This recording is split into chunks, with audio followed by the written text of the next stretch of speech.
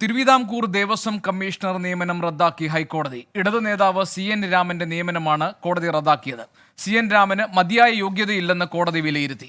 ഹൈക്കോടതിയോട് ആലോചിക്കാതെ നിയമനം നടത്തിയതിനെ തുടർന്നാണ് നടപടി.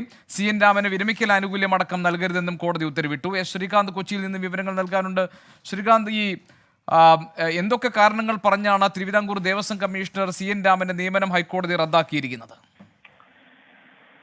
സംസ്ഥാന സർക്കാരിനെ സംബന്ധിച്ചിടത്തോളം തിരുവിതാംകൂർ ദേവസ്വം കമ്മീഷണറുടെ നിയമനം റദ്ദാക്കിക്കൊണ്ടുള്ള ഹൈക്കോടതിയുടെ തീരുമാനം വലിയ തിരിച്ചടിയാണ്. ഇടത് സഹയാത്രികനാണ്, ഇടത് നേതാവാണ് CN രാമൻ. ഇദ്ദേഹത്തിന്റെ നിയമനമാണ് റദ്ദാക്കിയിട്ടുള്ളത്.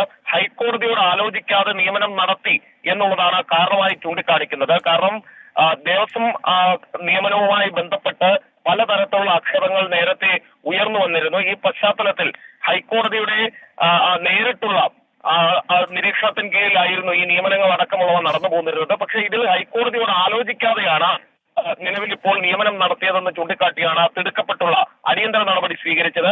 CN രാമന് മതിയായ യോഗ്യത എന്ന് കോടതി വിലയിരുത്തുകയും ചെയ്തിട്ടുണ്ട്. CN രാമന് വിരമിക്കൽ ആനുകൂല്യം അടക്കം നൽകരുത് എന്നും കോടതി ചൂണ്ടിക്കാണിക്കുകയും ചെയ്തിട്ടുണ്ട്. അതായത് സർക്കാരിന് ഈ കേസിൽ, ഈ സംഭവത്തിൽ വലിയ തിരിച്ചടി ഉണ്ടായിരിക്കുന്നു. ശരി.